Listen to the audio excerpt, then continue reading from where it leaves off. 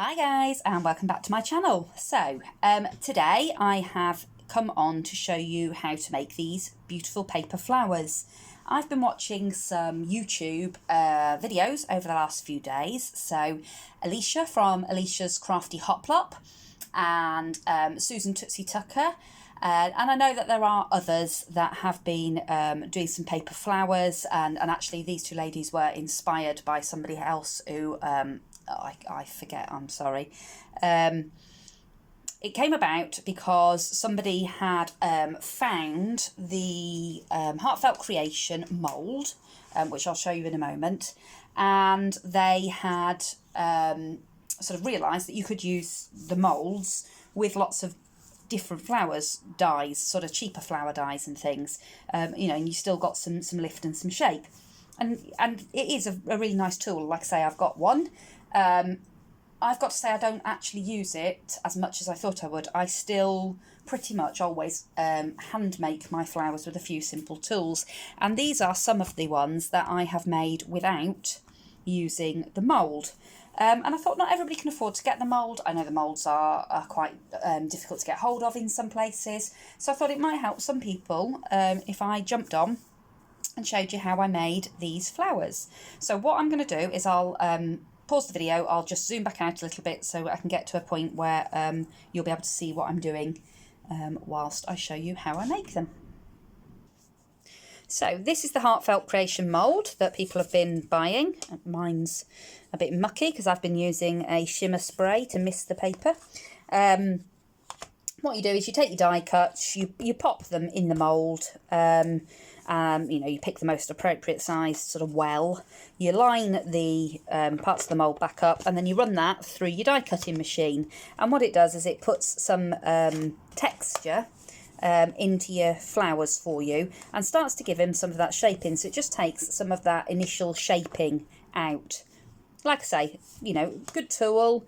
You can do a few at a time, which is obviously a bonus. You do still have to shape your flowers. Even using this, I find you can't just take them out of this and glue them together and job's done. You still need to do some shaping.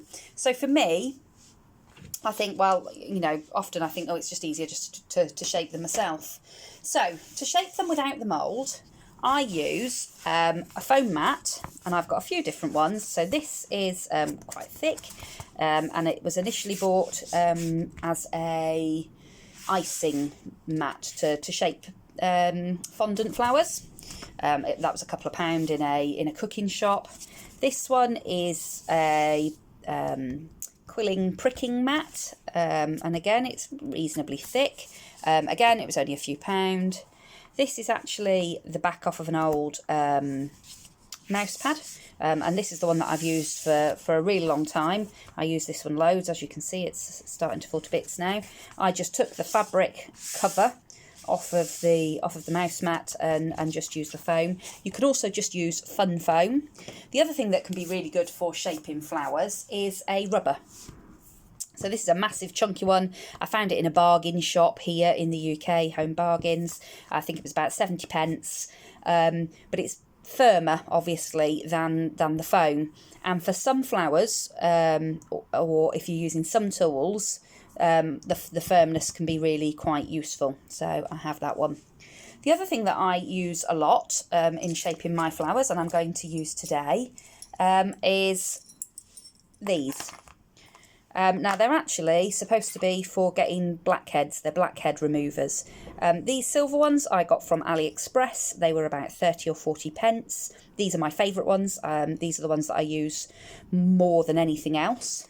I've also got this one that I got from Primark here in the UK, and it's okay. It's a little bit firmer, a little bit sturdier than that one, but sometimes when you're working with quite damp flowers, that can be, I find this one just a little tiny bit harder to work with, but you can work with it. I tend to find that one works better with the rubbers.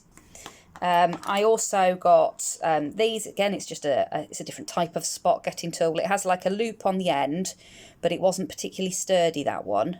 But it's got this really nice sharp point on the end, and you can use that for pricking the holes in the centre of your flowers, but you could also just use a bradawl or your pokey tool, you know, whatever you use.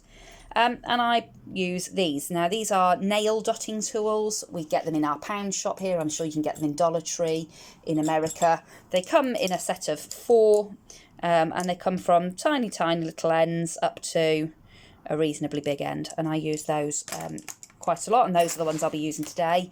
You can also get a much bigger set. You get them again from places like eBay and AliExpress, and they go up to this sort of size. And these are marketed as fondant tools, for making fondant flowers, and I do use these in my paper flower making, but I've got to say I do use the nail dotting tools more frequently. You also need some sort of paper flower shapes. Now, you can either cut them by hand, you can use dies, or you can use punches. Doesn't really matter. These are just cut with some cheap dies from AliExpress. I like 5-petaled flowers. I have got some 6-petaled and more, but it tends to be the 5-petal flowers that I use more than anything else. And I do like the ones that have got a little bit of shape. I've got some tattered edged ones and all sorts. I do find that they give a nice finish to the flower, but it doesn't matter. You can use any paper flower. Any flower shape will work for this. Even the ones that you buy ready die cut in the craft shops, you know, you buy them in a pack full of just flat paper flowers. They will work as well. Now, I'm going to add a bit of colour to mine. So I'll bring the white mat in because that will be easier for you to see what I'm doing. I'm just going to pull my chair up and sit down. So to ink the inside of the flowers, I do like to use Distress Oxide. Because I'm doing quite pale flowers, I find that it's easier with the Distress Oxide because I haven't got to keep going over and over it, which I sometimes find with the paler original Distress inks you do. But any ink will do. Obviously, if you are going to use something like a Distress ink, just bear in mind that when you spray some water on, it will move. And obviously, you'll need something to put your ink on with. And I've just got a load of these foam eyeshadow applicators. Now, they're quite sort of dense, soft foam ones, as opposed to the really sort of bathroom sponge type ones. And these are brilliant for inking flowers. So, let's see if I can get a bit more light with the...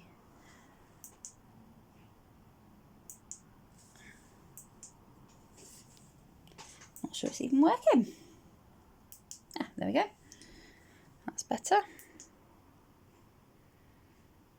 Okay, see if that's... So I'm just going to put a piece of paper so that I don't get ink all over my mat, because otherwise then I've got to start cleaning it up before the next ones. And all I'm going to do is I've just loaded up a little bit of ink onto the makeup applicator, and I'm just going to swoop it round in circles. I'm not worried about you know, harsh lines or anything like that. It really doesn't matter because you won't see it an awful lot once it's once you've done. It just gives that sort of colour, and when we dampen it to start shaping in it, that will soften any edges that you've got anyway. So you can make that obviously as light or as dark as you want. I tend to leave some white on the edges so that it sort of gives that gradient look as it goes up the flower. And I always tend to try and make my little flower, the centre part of it, the darker of the 3 parts. Okay, just like that. Okay. Then what you want to do is just pop them down and give them a light spray of water, and it is just a little light spraying, and front and back.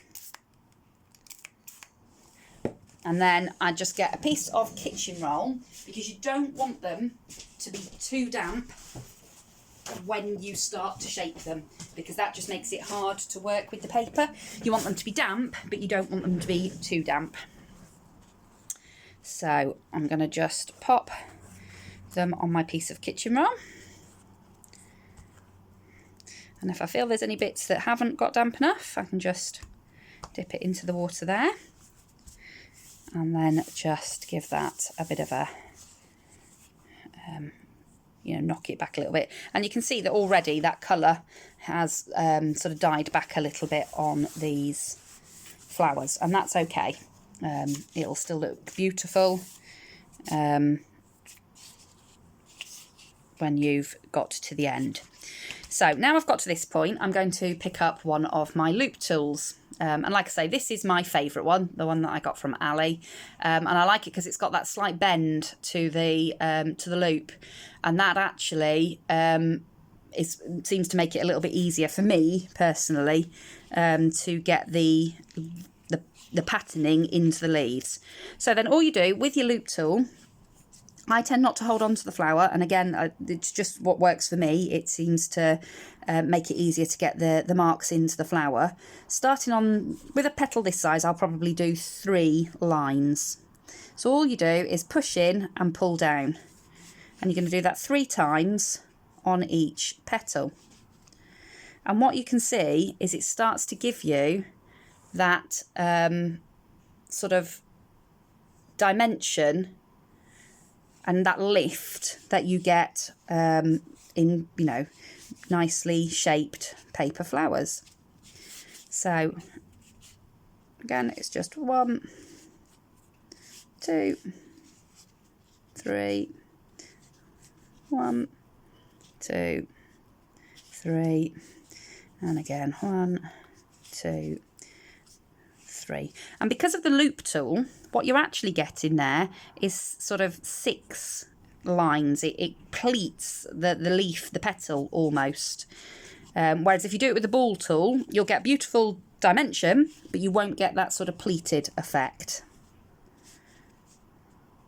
So all I'm going to do is go around and do this on every single petal of the flowers. So I'll just pause and do that because I'm sure you don't want to see me do it any more than you have done. I've just sort of swapped over to the black mat just to make sure that you're sort of able to see what it is that I'm doing. This is the smaller one now, and again I'm doing it 3 times, and you can do it as few or, you know, as many times as you like to give you that patination. I want the middle one to be quite sort of wrinkly, so that's why I've done it 3 times on that one as well.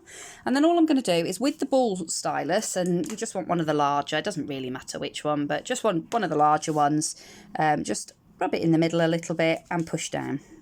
Sort of move it around the middle a bit, push down. And then what I'm going to do is I'm going to dry them. Before I start doing anything else to these, I'm going to dry them because that's what will set them and make them sturdy. And make them be able to stand up to, you know, to more than some of the sort of more fragile, more delicate ones. To dry mine, I pop them in a saucepan, just because I find that you get a good sort of circulation of the air and the heat stays in the pan and dries them quicker. So I'll just pause so you don't have to hear that. Okay, so they're now dry. So all I'm going to do is open them back up a little bit. And obviously I don't want to flatten them. I don't want to take out all that lovely shape that I've just put in. But I do want to open them up a little bit so that I can see what I'm doing for this next stage, which is going to be gluing them together. So I'm just going to take one of the larger flowers, and I'm going to pop a little bit of wet glue in the middle there. I'm just using tacky glue because it grabs quite quickly. So I haven't got to wait too long for it to dry. And then I find a pair of tweezers just helps me to get these lined up a little bit, because what you want to do is try and off-centre it a little bit so that, I said I'm going to use my tweezers and then I haven't. You want the petals to not completely overlap each other. So as you can see, I've got 2 petals there, and then I've got 1 just sat behind it, and that'll just make your flower look a bit more sort of full and a bit more natural. And then I just use the nail dotting tool again just to press down on the middle there, to make sure that I'm getting good adhesion between the 2 layers. And then I'm going to take my smaller layer, and I'm again going to just try and offset that slightly, and again get the stylus in there and push down.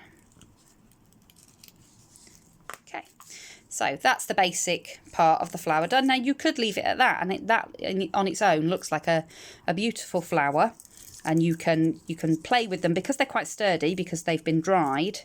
You can play with them and sort of shape them to however you like them, and sort of open them up and do whatever. Now I like to take them a sort of to the next step, and I'm going to ink them, and put some glimmer dust on them, and I'm also going to put some stamens in the middle. So to do that, I just take this this tool here, or the bradawl, or whatever you want to use, and just push down on the centre and pierce the flower. And I'm just going to push that all the way through. Once I've done that, I then push my tool through the other way, and for this one I'm using some aged mahogany, but this is just in the original distress ink. It wouldn't matter, I don't think, if you used oxide. It just happens to be I've got the aged mahogany in the original ink and not in the oxide, so I'm just add in a little bit, and again you can put as much or as little as you want. I like the little bit of darkness to the edges of this. I think it really helps the glitter to really sparkle. And then I'm just going to put a little tiny bit of tacky glue on my mat there, and spray a little bit of water and just water that tacky glue down a little bit, and then I'm just going to brush over that with an old paintbrush so that it's got that tacky glue on it. Bring my piece of paper back in from just now, and I'm going to sprinkle some of my glimmer dust on. And again, you could put as much or as little of the glimmer dust on as you like. You know, obviously, to get a heavier coating of the glimmer dust, you just need to make sure you've got enough glue. I just wanted a little touch of the dust. You could also do this after you've put your stamens in, and obviously you'd get more of the glitter staying on. But like I say, I didn't want it to be too glitzy, so I'll just pop mine on there. Now normally I would wait and let this dry, and do the next step once this had, you know, the glue and everything had completely dried, but for the sake of the video I'm just going to carry on. So now what I'm going to do is I'm just going to make that hole a little bit bigger so that I can get my stamen in, and in order to do that I'm just going to take the smallest of the nail dotting tools, and I'm going to push and sort of twist it at the same time and push it all the way through so that it pushes it right up to the hilt of that tool there. And what you'll see is I end up with a nice big hole. And what that allows me to do is feed in some stamens.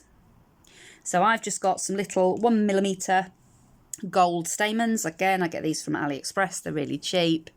I've got them in all different colours, so that, you know, I've always got something to go with whatever project. Now, you don't have to put this bit in. Like I said before, you could have just left it there, or you could add, you know, gems, or just some hot glue and glitter, or all sorts. There's, you know, all sorts of things that you could add in to make your stamen. Now, this is the bit that I find the trickiest, trying to get my stamens to go in.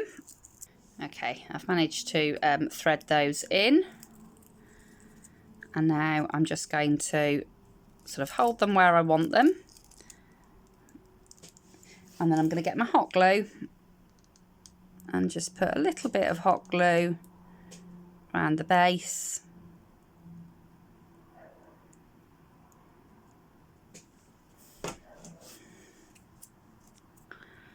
Give that a moment to dry, and then just trim the bottoms off. And then I do like to just put just another little tiny bit of hot glue on the bottom there, just to make sure that it all stays together and the stamens don't fall out. And that's my flower completed. So again, you can then just you know, open it up, or you know, have it as open or as closed as you want it to be. And that's it. So that's these pretty little sort of shabby looking shaped flowers, all made using a blackhead remover and nail dotting tools from the pound shop. And I think they make really beautiful flowers. It's hard to show them to their full advantage on the camera, but I'll try and add in a couple of photos at the end of the video.